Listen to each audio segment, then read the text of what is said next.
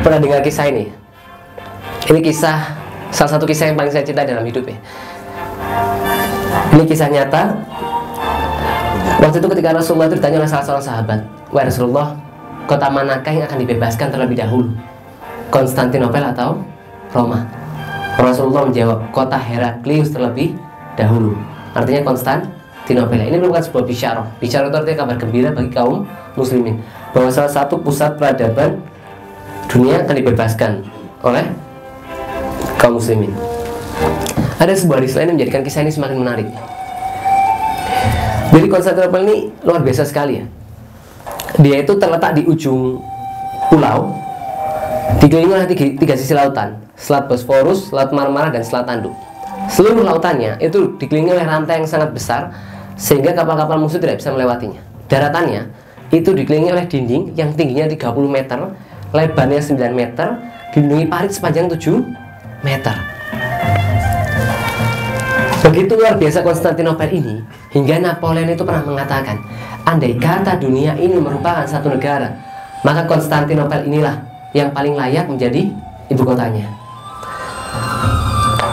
Dan hadis lain menjadikan kisah ini semakin menarik. Rasulullah itu bersabda, Konstantinopel itu pasti akan dibebaskan. Sebaik-baik pemimpin adalah pemimpinnya, dan sebaik-baik pasukan adalah pasukannya.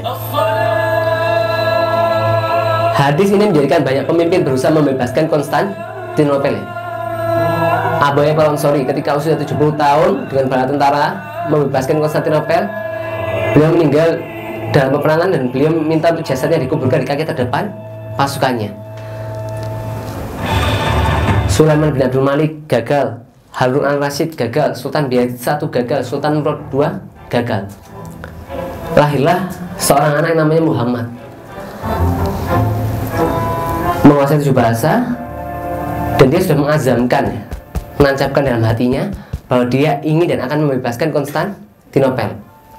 Dia merekrut 40.000 anak, dilatih ilmu fisik, agama, perang untuk membebaskan Konstantinopel. Disebut pasukannya ini Janissaries. Lalu untuk merontokkan dinding Konstantinopel yang besar, beliau menciptakan sebuah senjata yang bisa melemparkan peluru yang beratnya 700 kg ya. Pada tanggal 6 April 1453, Muhammad Al-Fatih membawa 250.000 pasukan dengan 70 kapal perang ya, untuk membebaskan Konstantinopel, serangan dari selatan, barat, dan utara. Pasukannya harus berhadapan dengan pasukan barat Konstantinopel. Pasukannya juga harus melawan pasukan laut Konstantinopel dan melewati dinding yang sangat besar dan lautan yang dikelilingi oleh rantai-rantai yang sangat besar. 14 hari perang, tidak ada tanda-tanda kemenangan bagi kaum pasukan Muhammad Al-Fatih. Sebagian pasukannya mulai menyerah, tapi bahkan ada salah seorang mujahid, Hasan Ul-Abid, beliau meninggal di puncak menara Konstantinopel hanya untuk menancapkan bendera Islam. Tapi apakah Muhammad Al-Fatih menyerah? Tidak. Akhirnya Muhammad Al-Fatih itu mencoba suatu cara yang melegenda.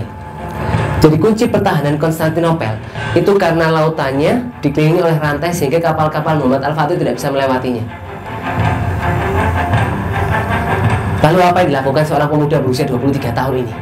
Beliau meminta pasukannya untuk memindahkan 70 kapal perang dari Selat Bosforus menuju Selat Tanduk melalui Gunung Galata yang panjangnya 3 mil.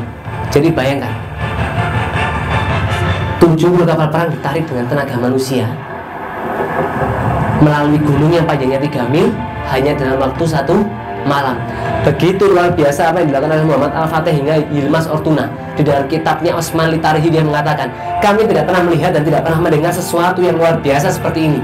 Muhammad Al-Fatih telah mengubah bumi menjadi lautan, dan dia telah menyeberangkan kapal-kapalnya di puncak gunung sebagai pengganti gelombang lautan. Sungguh kehebatannya jauh melebihi apa yang dilakukan oleh Alexander yang Agung. Akhirnya 29 Mei 1453, Konstantinopel berhasil dibebaskan melalui tangan Muhammad Al-Fatih.